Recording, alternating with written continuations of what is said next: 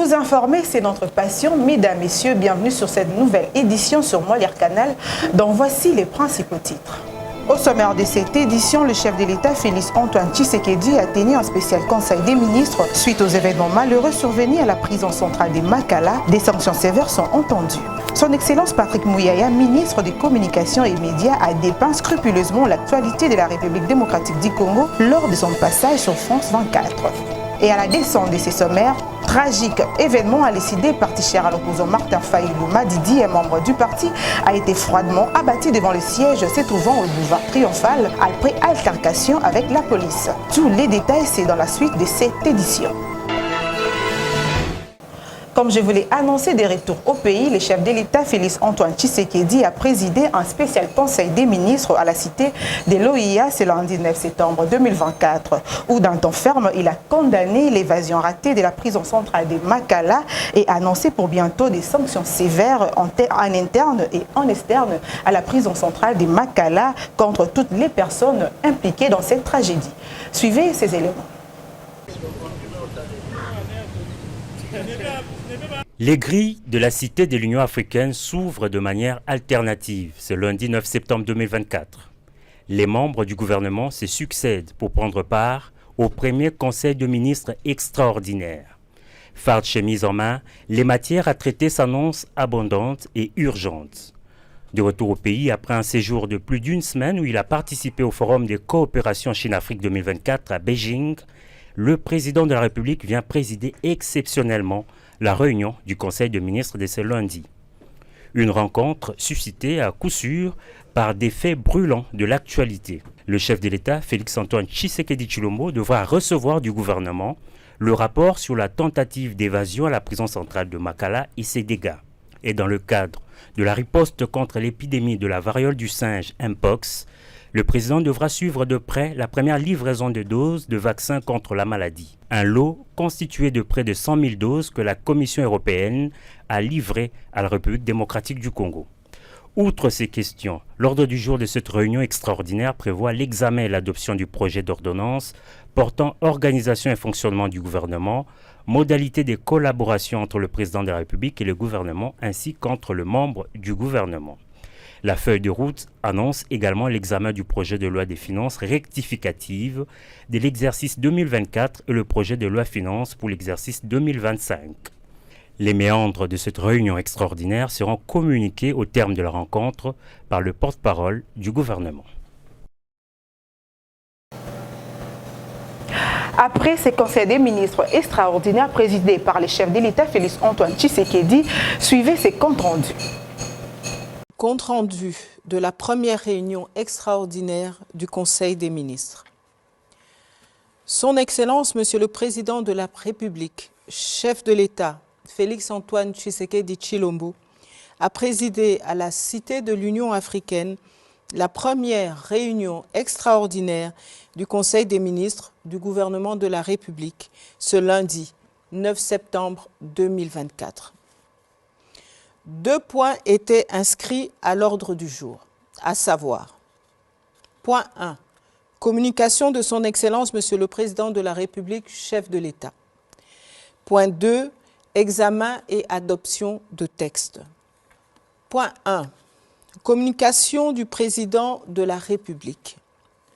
La communication du Président de la République, chef de l'État, a porté essentiellement sur 3 points, à savoir 1. De la tentative d'évasion dramatique au centre pénitentiaire de rééducation de Kinshasa, ex-prison centrale de Makala. Le président de la République a exprimé sa profonde tristesse pour les vies perdues et adressé ses sincères condoléances aux familles des victimes à la suite de la tentative d'évasion d'une gravité extrême au centre pénitentiaire de rééducation de Kinshasa, ex-prison centrale de Makala, la nuit du 1er au 2 septembre 2024. Il a condamné cet événement inacceptable tout en rappelant que toute vie humaine est sacrée et mérite toute son attention. Ainsi, Le vice-premier ministre, ministre de l'Intérieur, Sécurité, Décentralisation et Affaires coutumières, ainsi que le ministre d'État, ministre de la Justice et garde des Sceaux ont été chargés de, premièrement, prendre toutes les dispositions nécessaires pour parachever le rétablissement complet de l'ordre au centre pénitentiaire de rééducation de Kinshasa, ex-prison centrale de Makala. Les forces de défense et de sécurité, en association avec les équipes régulières de la prison, doivent assurer un contrôle total et permanent de la situation afin de prévenir toute nouvelle tentative de ce genre.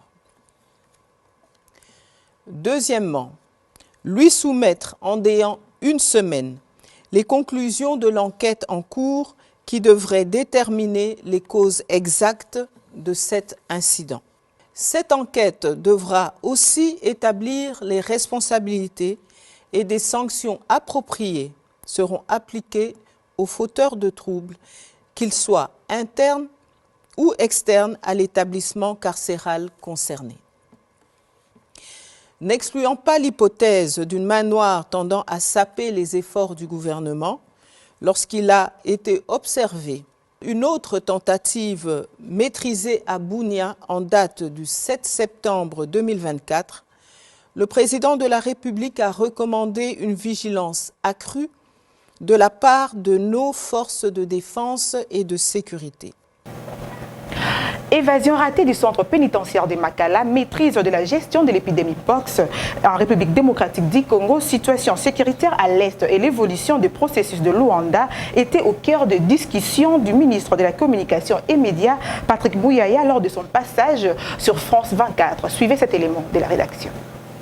Le président de la République a présidé aujourd'hui un conseil de ministres extraordinaire qui a porté entre autres sur la question de cette évasion de Makala, parce que lorsque les événements ont survenu, il était en séjour en Chine. La première ministre qui suivait de près toute la question lui a fait et tous les rapports, et le président de la République a demandé à ceux qui s'occupent de l'enquête de pouvoir faire rapport dans les 7 jours qui suivent. Mais d'abord, c'est d'exprimer le regret, la profonde tristesse quand vous regardez les nombres de morts. On parle de 129, mais il y a 2 autres qui ont succomber de leurs blessures, parce que depuis les débuts de cette crise, le choix que nous avons fait, c'est le choix de la transparence, contrairement à une certaine manipulation politicienne qu'on a voulu voir sur cet incident malheureux, parce que des familles ont été décimées et endeuillées. Des mesures ont été prises, notamment l'eau a déjà été rétablie au niveau de la prison de Makala. Des mesures d'accompagnement ont été prises, notamment pour toutes ces femmes qui ont été victimes de violences sexuelles et des cas de viol. Et les ONG, les organismes non gouvernementaux, notamment le Bureau conjoint des Nations Unies pour le droit de l'homme, seront impliqués dans l'enquête en cours, parce que nous voulons tous connaître la vérité de ce qui s'est passé ces jours-là et de ce qui a conduit à ces circonstances dramatiques. Mais déjà, ce que je peux vous dire, c'est que le président de la République l'a dit aujourd'hui en Conseil de ministres, des sanctions sévères seront prises, y compris pour ceux qui étaient en interne, qui ont concouru de près ou de loin à la survenance de ces tentatives d'évasion. Et ce qu'il faut dire d'abord en liminaire, c'est que nous contrôlons la situation. Parce que vous savez, la République démocratique du Congo, nous avons une certaine expérience dans la gestion de l'épidémie. Et aujourd'hui, lorsqu'on parle par exemple de statistiques de 20 000 cas suspects, c'est parce que nous faisons la recherche active pour arriver à les identifier. D'ailleurs, dans le 20 000 cas suspects, 10 000 cas sont établis, parce que dans le 20 000, on a compté toutes les maladies qui ressemblent. Vous pouvez avoir la varicelle, la rougeole, on les a mis tous dans le cas de 20 000, mais lorsque les analyses des laboratoires sont terminées, il y avait à peu près 10 000 pour un taux de létalité de 3%. Et aujourd'hui, il faut considérer que nous avons pas seulement des stocks de vaccins, mais nous avons aussi des stocks de médicaments qui nous permettent, en tout cas, de prendre en charge gratuitement tous ceux qui sont touchés par cette épidémie. Pour ce qui concerne la distribution de vaccins, mais il faut savoir que ça ne peut se faire sans une planification. Et tout à l'heure, donc j'ai discuté avec mon collègue de la santé, la planification est en cours. On va évidemment commencer par des zones à forte prévalence. Ici, il faut parler du Sud Kivu, de la province du Sankuru ou de l'Équateur. D'ici la fin septembre, au plus tard début octobre, ces vaccins pourront être distribués en attendant d'avoir un stock plus important de 3 millions de vaccins annoncés par le gouvernement japonais. Ce que je peux dire, c'est que le processus de Luanda autour du président angolais a été relancé. Il y a eu des réunions ministérielles, il y a eu des réunions d'experts. Et aujourd'hui, nous travaillons sur 2 plans. il faut d'une part neutraliser les FDLR, et d'autre part, il faut que les forces rwandaises s'y retirent. Je pense le 14 septembre prochain, il y aura une nouvelle réunion ministérielle qui va essayer d'analyser les rapports des experts. Mais on peut noter que les cessez-le-feu, par exemple, il est globalement respecté, même si ça et là, nous déplorons des incidents par rapport à la sensibilité de la région. Mais nous pensons que nous sommes sur une bonne voie qui peut nous permettre de parvenir à la paix et nous espérons justement que la partie rwandaise qui a excellé pendant longtemps dans les violations de ce qui avait été convenu pourra cette fois-ci faire le choix de la paix et à partir de ce moment-là, nous serons nous en mesure de parler des développements pour faire développer cette partie de la République démocratique du Congo et donner des réponses aux préoccupations de Congolais. C'est une question qui est au cœur de la stratégie du gouvernement piloté par Madame la Première ministre. Nous avons été sur place avec elle et bien au-delà, nous travaillons à d'autres réformes pour appuyer les secteurs économiques dans les secteurs, pour être sûr que les questions dans leur diversité sont... Parlons de ces drames. Un militant délécidé a été froidement abattu dans la nuit du lundi à mardi 10 septembre 2024 devant le siège du parti situé devant la commune de Kasavubu à Kinshasa. L'information est confirmée par Clément Mouza, secrétaire national en charge de l'État et des droits et justice. Clément Mouza condamne cet acte ignoble. Suivez cet élément. Il s'agit de Jires Manzanza, militant de l'engagement citoyen pour le développement SID, parti de l'opposant congolais Martin Fayulu. Ce dernier a été froidement abattu par les hommes en uniforme devant le siège de cette formation politique située sur le boulevard Triomphal dans la commune de Kasavubu à Kinshasa. L'information est confirmée par le secrétaire national en charge de l'état des droits et justice de cette formation politique qui dénonce le dérive de la police nationale congolaise censé protéger le civil et leurs biens. Beaucoup de tristesse comme tous les Congolais parce que c'est une tuerie de trop. On ne peut pas comprendre que les hommes en armes puissent avoir la gâchette facile. À tout moment, ils peuvent tuer des Congolais. Je pense que face à la situation de l'insécurité que nous avons au pays, notamment à l'est de la République, on a besoin de garder ces munitions pour défendre la patrie en danger. Mais lorsque un policier se permet de tirer sur un militant délécidé, un citoyen sans défense, c'est quand même extrêmement grave. Après les tueries que la République a connues à la prison centrale de Makala, maintenant ce sont probablement des tueries ciblées. Parce que ça, on ne peut pas comprendre. La riposte en droit pénal doit être proportionnelle. Donc à 3 h du matin, devant leur siège, les militants délécidés étaient en groupe et personne ne parle d'une attaque contre un policier ou des policiers. Donc les enquêtes vont peut-être les démontrer, mais sinon, cette riposte-là, on ne voit pas pourquoi on peut mettre la vie d'une personne comme ça en péril. On est quand même un peu soulagé du fait que le meurtrier a été arrêté ainsi que son chef.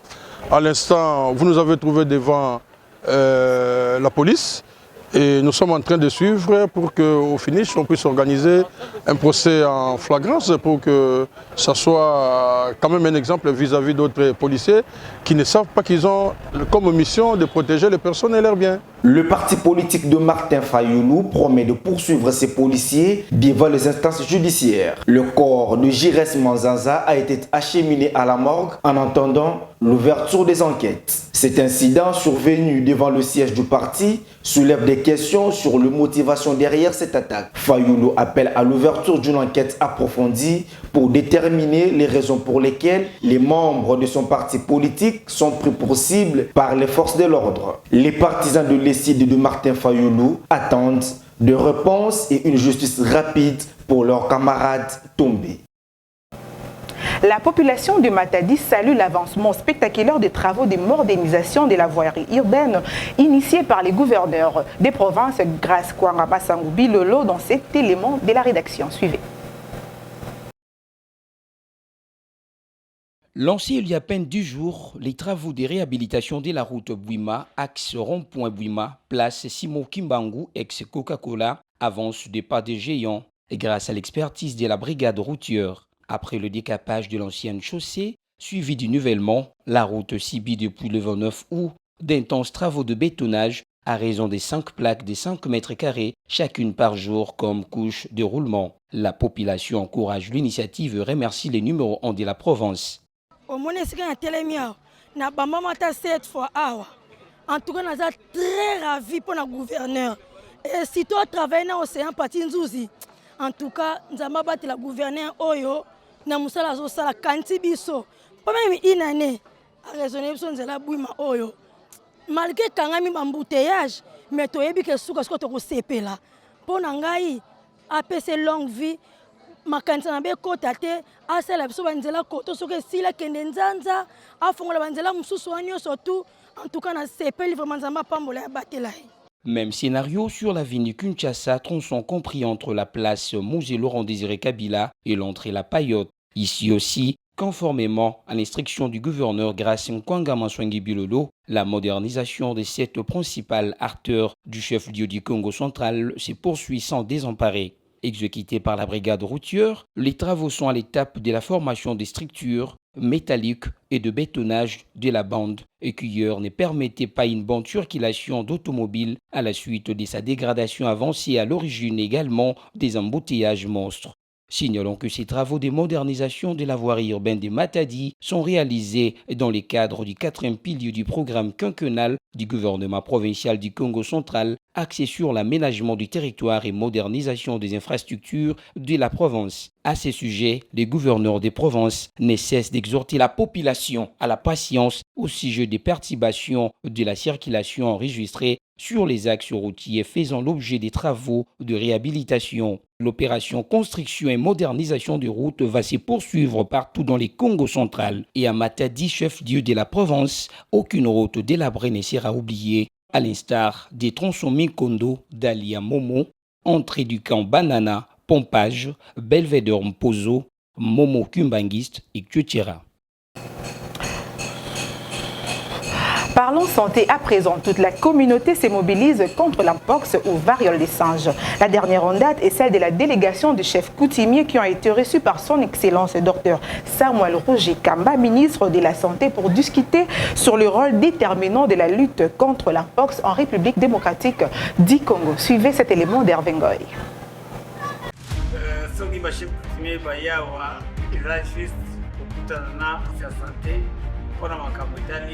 Parole de singe, biso moko bankumu tokotesante na bakoka na biso mpe kutelemela yango maladi wana ezonga esika euti yango nde toyaki kokutana na ministre tomeya kozwa programe ayebisa biso mpe bamesure oyo tokoki kozwa mpo koyebisa bapopulation na biso bamesure barrière bapesa na mbote te kosima maladi pampa te soki bomoi mutu apendi yango malaba oyo tomemeya okuta eloko mosusu toyaki kolela yango wana tomoni maternité gratuite ekomi na mbongo bato ebele bazwa baswere na konte ya leta me bachef coutumier bazwaka baswere na konte ya leta te yango nde ministre arassure biso ke 6 950 mois na 263 chefferie azala bakarte de santé akabela na bankumu nyonso tutu tokobana kozwa baswere médicaux ofele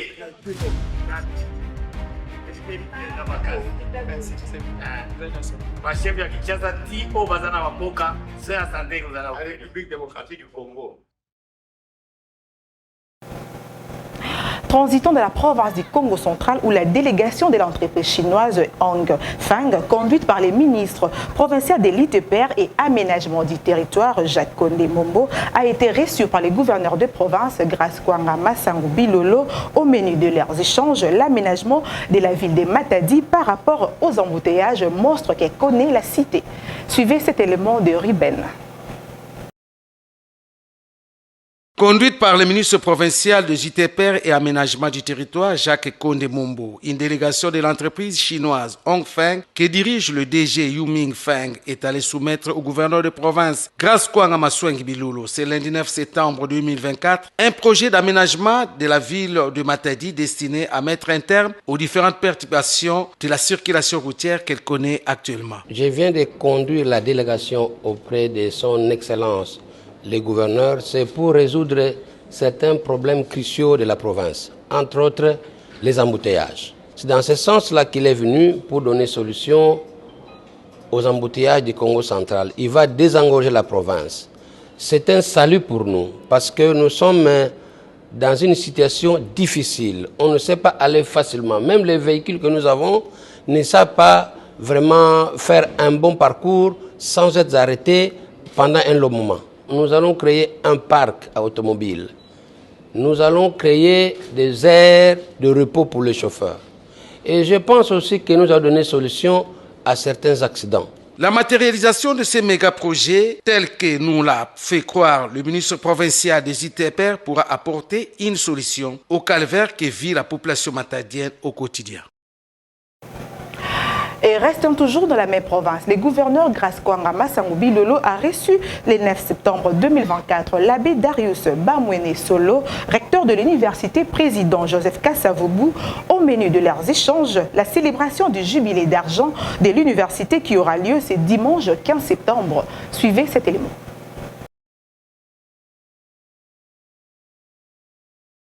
La célébration du jubilé d'argent consacra les 25 ans d'existence de l'université président Joseph Kasavubu de Boma et la situation des institutions d'enseignement supérieur et universitaire du Congo central ont été au menu des échanges ce lundi 9 septembre entre le gouverneur de province Grace Kwanga Maswangi Bilolo et l'abbé Darius Bamwene Solo, recteur de l'IKV au gouvernorat du Congo central. Nous avons passé en revue les problèmes de l'université Kasavubu, tout aussi comme les problèmes de l'ensemble des institutions supérieures et universitaires publiques du Congo central. Le chef de l'exécutif provincial était très attentif à tout ce que j'ai exposé. Certainement, il n'y aura pas de solution magique, mais il a promis fermement de pouvoir nous accompagner dans ce que nous faisons. Pourquoi? Parce que 50 à 60 000 jeunes que vous avez dans l'enseignement supérieur universitaire, c'est une grande force pour la province. Et j'ai dit au chef de l'exécutif provincial que voilà, tous ces jeunes accompagneront son action durant ses mandats ici. Parce que nous tous, nous devons l'accompagner pour qu'il réussisse les mandats qui lui a été confié par le peuple sous l'impulsion de son Excellence Monsieur le Président de la République, Félix-Antoine Tshisekedi. Sauf imprévu, c'est le dimanche 15 septembre 2024 que sera célébrée dans la ville historique de Boma cette grande manifestation marquant les 25 ans de vie de cette alma mater. Ce journal est complètement terminé, mesdames, messieurs. Merci de l'avoir suivi et nous vous disons au revoir.